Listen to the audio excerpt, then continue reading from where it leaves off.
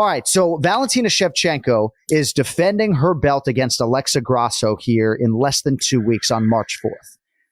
And Erin Blanchfield did everything in her power to steal a lot of that thunder. And we talked about this earlier this week on our first episode of the Anik and Florian podcast. We'll talk about it again as we get ready for UFC 285 next week. But your thoughts on Erin Blanchfield? Obviously, she trains in New Jersey. You have followed her career, and man, is she all the rage here a few days after a big win in the main event. Totally blown away by her performance. Again, I think her mindset is her best attribute at this point.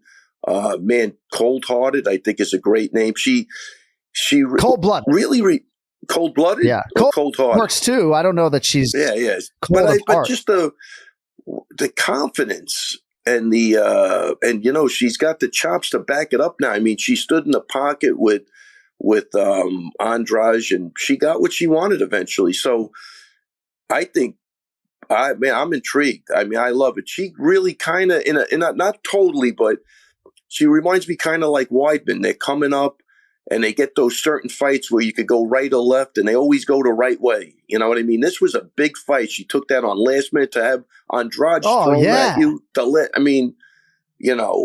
don't know. So I think she's just unfazed by everything, and I love her attitude. And she has been in the gym a couple of times. She used to come in, spar Mizuki, very quiet. I don't even know if I've said a word to her during the sparring. Her coach, another guy, very humble guy. They come from a small camp, which I love. They got, that camaraderie of smallness, which I think people totally underestimate. Yeah. Everybody thinks bigger is better, but I got to tell you, I didn't even see it coming when she used to spar Mizuki and whoever else she sparred in the gym. But wow, I'm so happy for that kid, because she seems like a really nice young lady. She's always personable, and again, I think she handles herself perfect on the mic, and it's all confidence for the right reason. So I'd love to see that fight. And I think your Chris Weidman comparison is an appropriate one, not even in terms of the ability, right? Just in terms of the ability to apply knowledge, to get that knowledge from elite parties and immediately or pretty quickly thereafter incorporate it into your game. All right, go ahead. And John, and to be able to dictate where that fight's going too.